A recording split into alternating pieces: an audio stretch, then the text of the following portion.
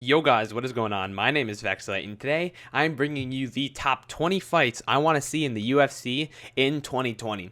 I was originally going to try to make this a top 10 list, but I had so many fights I wanted to see, I actually had to narrow it down to 20, and then I said, you know what, 20 for 2020, it all makes sense.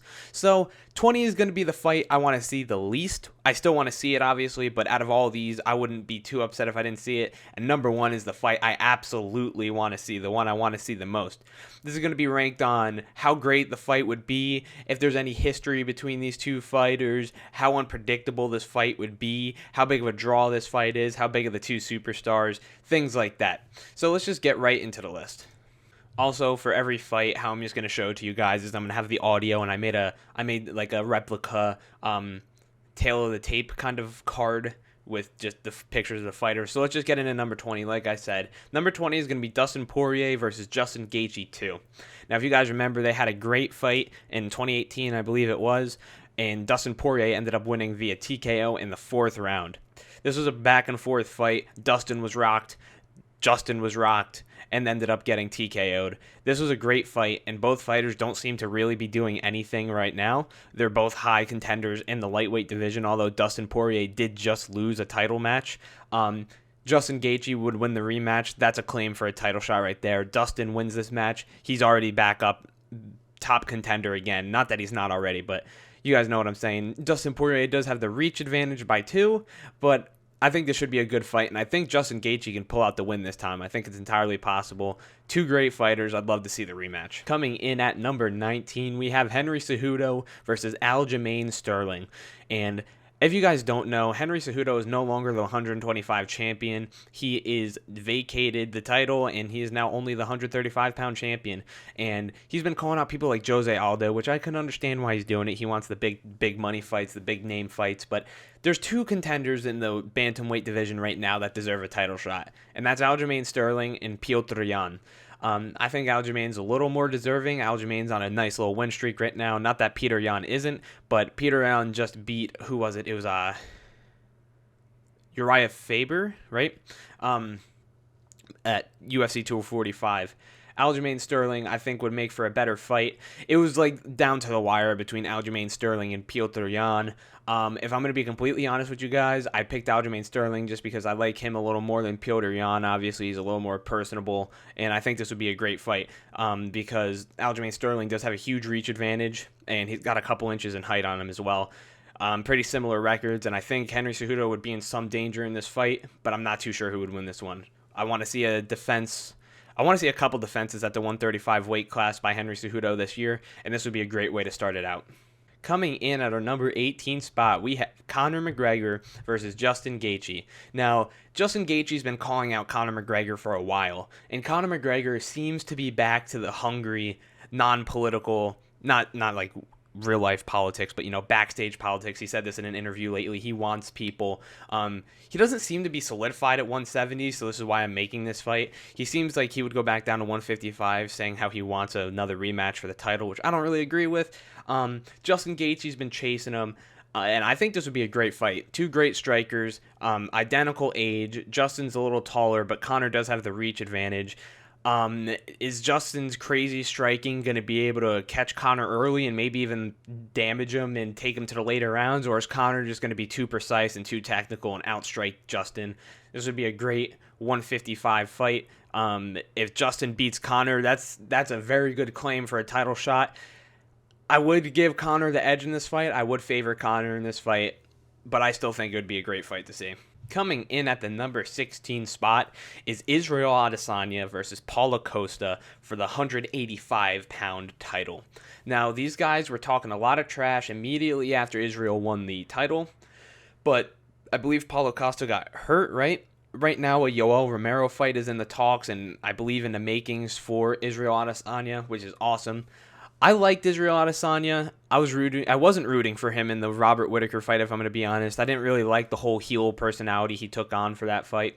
But after that whole thing was over, and I listened to him in a few interviews, I think he's a really awesome dude, and he's going to make a lot of great 185 fights. Him versus Anderson Silva was fun. Him versus Yoel Romero is going to be insane. And Paulo Costa would be another great fight, especially with the trash talk they had going already. I do favor Israel in this fight, but I want him to take on all competitors. He seems down for it, and there's no doubt. I'm not really a fan of Paulo Costa, but there's no denying that he is somewhat of a contender. He's undefeated. That's another great way to sell this fight. Which O has to go, 18-0 or 13-0? Israel does have the reach by 8 inches, which is going to help him. I do favor Israel in this fight again, but Israel is a great, fun fighter to watch, and I think this would be another fun fight, especially with the whole undefeated versus undefeated thing that makes it pretty more important in my opinion. Coming in at our number 16 spot is a heavyweight fight. It's Francis Ngannou versus Rumble Johnson. And Rumble Johnson's been talking about a UFC return. He was down at welterweight at one point in his career, and in this picture, he was only 205 pounds. I believe he's over 300 pounds in real life now, all muscle, but he said he's done with that. So he's going to be pretty close to 265. Francis Ngannou does have a big reach advantage on him, 5 inches, right? Francis has 2 inches in height. They're both going to be near 265. I know that for sure. But I think this is going to be a great fight. Francis Ngannou, as you guys all know, Francis is one of the hardest hitting heavyweights I've ever seen. That uppercut against Alistair Overeem, I hate it. Everyone talks about it, but that was insane. Even him against Cain Velasquez was amazing. So maybe this could be something like that, how Cain came back against Francis. Francis beats Rumble Johnson. That's a case for a title shot, which I think he deserves right now anyway. Rumble Johnson beats Francis Ngannou. He's at the top of the heavyweight division already. That's a huge win for him. 2 big heavy hitters. Black on black violence. Let's see it in 2020. Number 15 is one I haven't seen ever talked about. It's Robbie Lawler versus Donald Cowboy Cerrone. And I think this is a perfect fight. And I'm not going to lie to you. I was originally thinking Robbie Lawler versus Conor McGregor. 2 great strikers, Conor's at 170 now. Why not do it? But I decided to go with Cowboy and Robbie instead. They're pretty identical. They have a lot of fights in the UFC. Robbie Lawler's 28-14. Cowboy is 36-13. Robbie only has 1 inch in reach. Cowboy has 1 inch in height. They're pretty close in age. They're both great stand-up veteran strikers of the UFC, and I think it'll just be a fun, lighthearted fight to do in 2020, especially with Cowboy seeming willing to go up to 170 now that he's fighting Conor at 170. So I think this would be a fun fight if Cowboy ever wants to go back down or back up to 170 after the Conor fight. Robbie's on a 3-fight losing streak, which really sucks. I hate to see that happen. He lost to Ben Askren. He just lost to Colby Covington, which he really got outplayed there. That was really good by Colby. But I think this would be a nice fight for Robbie to get back into, and I think it's 50-50. I think this would be a pick'em fight. I can't pick a favorite right now. Early favorite if this happened, I think I'd have to go with Robbie Lawler, but I don't know. Tell me what you guys think in the comments. Who would win this fight? Coming in at our number 14 spot, we have Khabib Nurmagomedov versus Justin Gaethje. Justin Gaethje is one of the top lightweight contenders, and Khabib is running out of contenders, especially with the talks of retirement. He's claiming he doesn't have a lot of fights left. He's fighting Tony Ferguson. Hopefully, praying to God that still happens. Who else does he really have? He beat Conor. He beat Dustin. Who else can he really, especially if he beats Tony, who else does he really have to beat? Justin Gaethje is about the only guy left if he goes through Tony. Justin Gaethje has a great wrestling background that he doesn't seem to utilize a lot. So that's an interesting part of this fight is Justin Gaethje's great on the feet, but imagine if Justin can stop the takedown. Imagine he has great takedown defense and he's an impeccable wrestler and he can go with Khabib. It's possible. They're very identical. They have the same reach. They have almost the same height. They're the same age, near the same experience in fight. Khabib has 28 fights. Justin Gaethje has 23. Justin's one of the last remaining lightweight contenders that would almost beat Khabib, in my opinion. And I still have to favor Khabib in this fight, but I still want to see it. Coming in at our number 13 spot, we have Jon Jones versus Rumble Johnson. And if you guys remember, this fight was actually supposed to happen one time, but it didn't. And then it ended up being DC versus Rumble. So why not have Rumble return against Jon Jones and Jon Jones' heavyweight debut, and let's get the fight that was supposed to happen that never happened. Jon Jones is the favorite in this fight, if you ask me. Jon Jones is the favorite in every fight except for against Matt Hamill. I do think Jones is going to win, but I still think this would be a great fight. Can Can Rumble Johnson maybe get a knockout? Imagine he has that puncher's chance, but I think Jones is a little more technical, especially with way more experience in the later years. But I still think this is a fun, great fight for heavyweight, and I think this is the fight for Jones to go to heavyweight for. That or Francis Ngannou, which I hate to break it to you, it's not on this list. I don't think Jones should go up and immediately challenge Stipe Miocic, something like that. This is the perfect one. Whoever wins is basically at a title shot already. So I think this would be a great, interesting fight. Great way to get Jones at 265 heavyweight. He wouldn't be 265. I wonder what he would be. He'd probably be around 230 like I put in the card. But anyway, great fight. I'd like to see it. Coming in at our number 12 spot, we have Conor McGregor versus Max Holloway 2. Now, as you guys know, this fight has happened already, like 7-something years ago at this point. Conor won by decision, if I'm not mistaken. I don't have the facts up right now. I'm sorry if I'm wrong, but I think this would be a great fight, and there's no better time to book it. Max just lost the 145 championship, so if he wants to try to go on a lightweight run, this is the time. Conor's back and fighting, and he seems to be choosing between 155 and 170. This is the best time for this rematch to happen. People have talked about it. Max has developed into a great striker, which also has great fundamental wrestling, which you're not really going to have to worry about against Conor. Conor has the reach advantage, and this is a pretty close fight. I do favor Conor once again. I think Conor's going to, explode early. Max isn't going to be able to get the velocity or the momentum going, and I think Conor's probably going to stop him second or third round. That's how I'd see this fight going. I don't think Max needs to, he builds up momentum throughout the entire fight. Basically how he did against Frankie Edgar was like a perfect fight for his style. That's how he fights. And I don't see Max Holloway doing that on Conor. Conor's just going to be too quick with the movement, and he's just going to be tagging him up. He's going to tag Max in the beginning, and if he doesn't finish him, I see Conor winning the first 2 or 3 and then Max winning the later 2. So I think it would either be a close decision or a finish. I know those are the exact opposite. You know what? I'll just concede. I'm a filthy casual, guys. I've already admitted it. I've been watching for 2 years. I'm a filthy casual, so you can't make fun of me in the comments for it now. I've already said it. Let's move on to the next one. Coming in at our number 11 spot is Jorge Masvidal versus Kamaru Usman for the welterweight title. This one's simple. Jorge Masvidal's on a tear at 170. Knocked out Darren Till, knocked out Ben Askren, killed Nate Diaz. And what do you do with him in 2020? Why not give him a title shot? Colby versus Chamorro would be a good fight, the second fight to book, but Colby's going to need some time. So why not? Why not give Jorge the title shot? He's about the money. I know he wants the Conor fight. If you're the champion, you're making money. I think Jorge has a good chance, but I don't know who I favor in this fight. Unfortunately, I think I might have to favor Kamaru Usman. I think Kamaru Usman would play it safe. I think he would use his wrestling and keep Jorge down. Although Jorge is a pretty good wrestler, I don't know how long Kamaru would be able to keep Jorge down, but I think he would keep taking him down. And I think I would favor Kamaru in a long decision. But I still think this would be fun. Jorge's a great striker, way better than Kamaru. Maybe he can knock him out. Maybe he can get another crazy knockout. I don't know. It's basically Kamaru with the takedown and Jorge with the striking. Which one's going to win? This would be an interesting fight. Jorge's the man of the year last year in 2019, so I'd like to see him in a title fight. Coming in at our number 10 spot, we have John Jones versus Thiago Santos 2. And everyone seems to have forgotten this fight has ever taken place. Thiago Santos lost in a split decision, which is very, very questionable. I know a lot of people that thought Thiago Santos won that, including me. And this has been Jones' biggest challenge at 205 since that first Alexander Gustafsson fight. There's such a big skill gap at 205 that losing to a split decision to Jones is enough to merit a rematch, in my opinion. I know Jones said that he just didn't want to wrestle. He wanted to strike with him just to prove it, blah, blah, blah. Maybe Jones would wrestle him this time and it wouldn't really be close. Or maybe Jones strikes again and loses to a decision. Imagine that. There's a lot of things that can happen. This fight was just too close.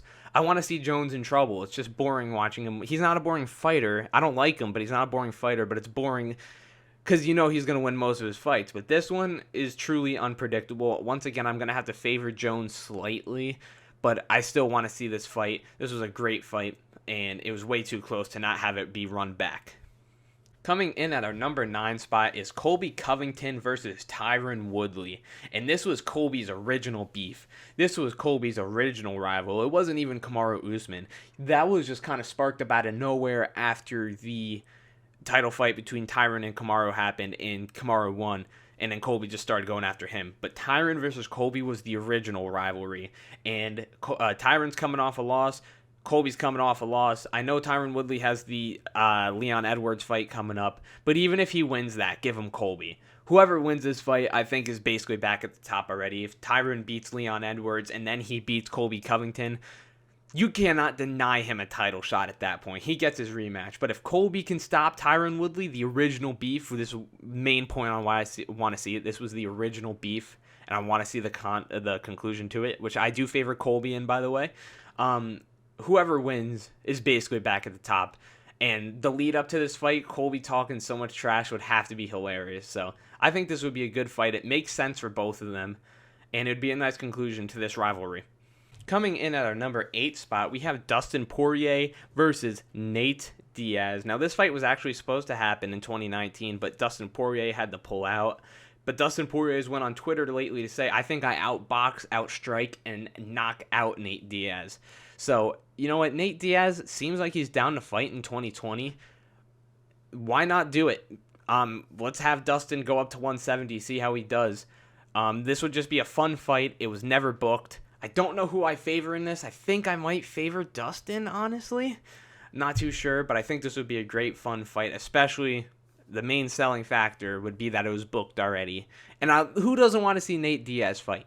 Who doesn't want to see Nate Diaz fight? Dustin just lost a title fight, so he can really do whatever he wants. He can take Justin Gaethje at 155. He can go up to 170 and take Nate Diaz. I'm fine with either. I think this would result in the better fight. Nate Diaz versus Dustin Poirier would be an awesome fight. I'm sad we never got to see it, so let's see it in 2020. Coming in at our number 7 spot, we have Donald Cowboy Cerrone versus Nate Diaz 2. And this is a fight I really, really want to see, honestly. This hasn't been talked about a lot lately, but if you guys know, they had a fight already. Nate Diaz won. It was a long, long time ago. Nate Diaz got in the head of Cowboy, and he ended up paying for it. Nate Diaz won pretty dominantly. But Cowboy is a little more stoic now. He doesn't seem to let the trash talk get to him like against Alex Hernandez, was that his name? Honestly, he's so forgettable, I don't even remember. But I want to see the rematch to this. I think maybe now that Cowboy's matured and he's a little later into his career, this would be a fair, even rematch. I don't know who I'd favor in this, honestly. They have the same height, but Nate has the reach.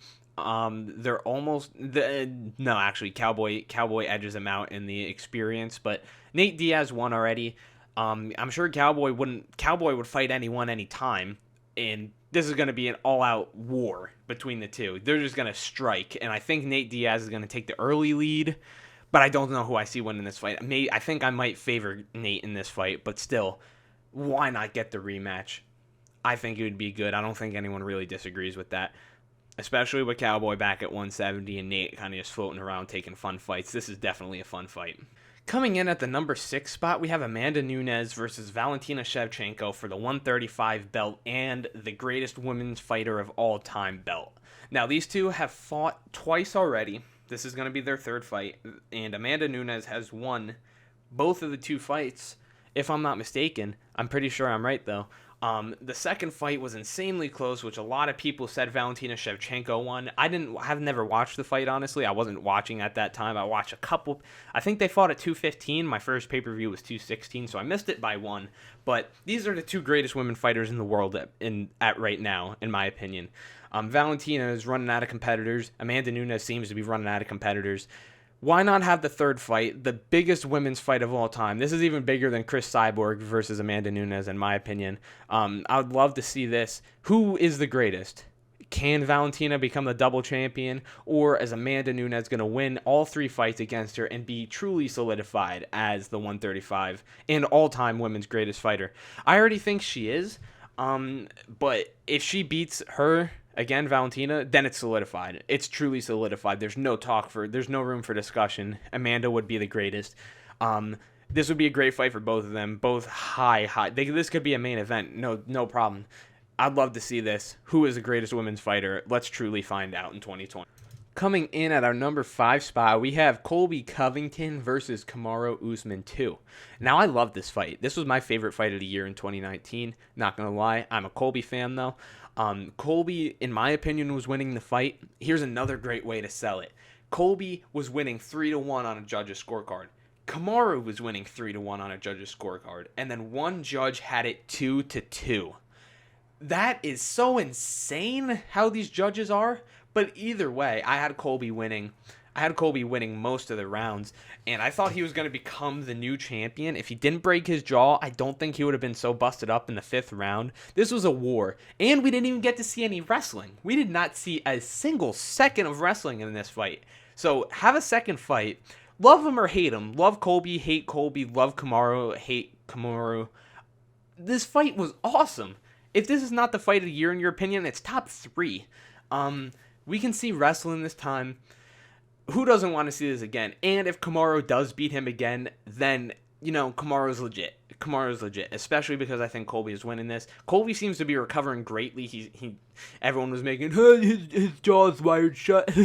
No, he's talking fine, all that. Colby can make a recovery and fight him by the end of the year. This can definitely happen. Chamorro can take a fight in this time and still make this fight. Who doesn't want to see a rematch to one of 2019's greatest fight, if not the greatest? I would love to see it. Coming in at our number 4 spot, we have Conor McGregor versus Jorge Masvidal. Jorge Masvidal, once again, man of the year in 2019. Baddest motherfucker of 2019. Unstoppable knockout artist of 2019. He has so much momentum rolling into 2020. I'd love to see him fight Conor. Conor, this is such an unpredictable fight in my opinion. I don't know who I favor. Jorge has the gas, undoubtedly. Jorge also has the wrestling. Jorge also has great striking, but is it better than Conor McGregor's? The build up to this fight alone would be so worth it. Jorge with the whole street Jesus gangster thing is like, hey, I don't care what this guy says, man. Just know August 27th, I'm gonna knock his ass out. And then, something like that. And then Conor McGregor's like, once I take his baddest motherfucker belt, I'm the baddest motherfucker. And, dude, the trash talk leading up to this fight and the unpredictability of it is going to be great. Conor McGregor is always a big name. Love him or hate him. I think he's a big name. I'm a fan of him. He's what got me into the sport. I remain loyal to him. I don't avow everything he's done with the whole punching people and all that. It is awesome to see him back to his old self, wanting to fight a lot. I'm always going to watch him fight. I'm a fan. Even if you're not a fan, you're going to watch him, especially this fight. They have identical reach. Yeah. Who doesn't want to see this? I think this would be great. So let's crack into the top 3. Coming in at number 3 is George St. Pierre making his return and debut at the lightweight division to fight Khabib Nurmagomedov. Here's how this goes down. Khabib beats Tony, which I don't know if that's going to happen. I don't have a pick on that fight yet. Let's say Khabib beats Tony. He's 29-0. He's beaten basically every notable name. There's a few you can say. I know Justin Gaethje, he's on this list too. That fight's on this list. But imagine this. George St. Pierre has said he can make the 155 weight class. He said he's made the cut already. He can do it. George St. Pierre, top 3 greatest fighters of all time. It's either John Jones, Anderson Silva, or George St. Pierre. And in my opinion, it's George St. Pierre. Why not have the greatest fighter of all time, especially a great wrestler? It's not even like he was a striker. He has great wrestling. Can he out-wrestle Khabib? Khabib wins. He's 30-0, lightweight champ, beat GSP. I think he could retire. GSP wins. He's the first ever 3-division champ. He just beat one of the best lightweights of all time. Then GSP is solidified as the greatest of all time. Just look at it like this. I know GSP is pretty older than him. GSP can make the weight cut, guys. I don't think there's anyone that doesn't want to see this fight. Think about it. GSP, he wins this fight, greatest of all time, no discussion. Khabib wins this fight, one of the greatest of all times, if not the greatest. If he can beat one of the greatest, he's in the discussion for sure. Khabib is undefeated, I know, but he hasn't had a lot of notable names, in my opinion. Edson Barboza, Conor McGregor, Ali Quinta, Dustin Poirier, hopefully soon Tony Ferguson, although I want Tony to win. Khabib needs a big name like this to retire, like undisputed, one of the greatest. And this is the fight. This is the fight, guys. Let's see it in 2020. Biggest super fight. I think this might be top 5 best-selling cards of all time. Coming in at number 2, we have Stipe Miocic versus Daniel Cormier 3. Now, I love the story. I love the story between these two. DC decided to go up to heavyweight, and he got the title shot, and he was the underdog, and he actually knocked out Stipe. And there was talks of a rematch. Stipe said he's not taking any other fight except a rematch. DC was supposed to fight Brock. This was never supposed to happen. There was never supposed to be a second fight, but it happened. And in the first round, I'm like, yep, DC's beating him again. DC is one of the greatest heavyweights. And then started slowing down. Third round, it was kind of close. Fourth round, there was a huge turnaround from Stipe. Rip into the body, left hook, bang, bang, bang. DC's crumbling. DC's hurt. He's backing up into the cage. He's breathing. He's laughing. He's getting ripped to the body, and then he collapses. DC has just been knocked out at heavyweight, and Stipe is once again the heavyweight champion. The score is 1-1. Who is the greatest heavyweight? Is it Daniel Cormier or is it Stipe? Was Daniel Cormier's first win a fluke? Is Stipe truly the greatest fighter? Greatest heavyweight fighter? Who's the best between these two? DC's at the end of his career. We need to see this fight. If he has one more fight left in him, it has to be this. It has to be this. I'd rather see this than Jones versus DC. I don't even want to see it that much. I want to see this. This would be awesome. If DC wins, he won the trilogy. He retires champ. Awesome conclusion to his story. Stipe beats him a second time. Stipe is solidified, greatest heavyweight of all time, and DC unfortunately retires on a loss. It's high tension fight, pretty unpredictable as they're 1-1. I don't even know who I would favor in this. I think I would favor DC because I think he would learn to use his wrestling this time, but you never know. You never know. This fight absolutely needs to happen. I arguably think this needs to happen more than number 1. Number 1 is more of a want, like a super huge, awesome fight that we all want to see, but it's not a need. If it doesn't happen in 2020, if the number 1 spot doesn't happen in 2020, the year isn't an upset, you know? But if we don't get this fight in 2020, I will genuinely be upset. But with that, let's move on to the number 1 spot. Coming in at the number 1 spot, we have Conor McGregor versus Nate Diaz 3 for the inaugural 165 championship. This is an amazing story. This is an amazing trilogy, just like the number 2 spot. Conor was supposed to fight RDA, didn't happen. Then he fought Nate, and he actually tapped out, the first loss in the UFC for Conor. And then they had the rematch like pretty quick right after that.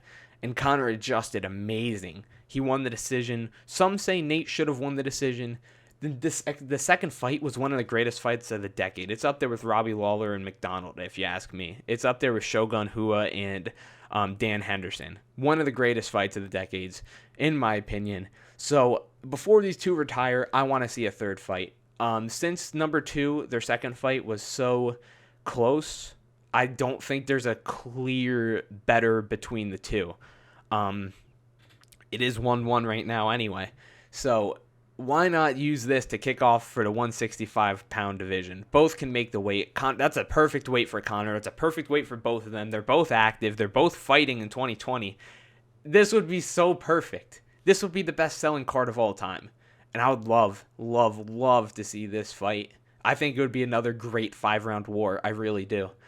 So, tell me, guys, what do you think of my list? Do you agree with my number 1 spot? Do you agree with all my picks? I know I was really inconsistent with saying who I'd favor, but I think I would favor Conor in this fight. Yeah, just tell me what you guys thought of the video. If you guys want more UFC/MMA content, I'd be glad to make it. This was a lot of fun to make. I put a lot of effort into this video. It'd mean a lot if you can give it a like, comment, tell me your thoughts, subscribe if you like my kind of content. And thank you for watching. If you're still here at the end of this video, thank you for watching. And I'll see you in my next video. Bye, guys.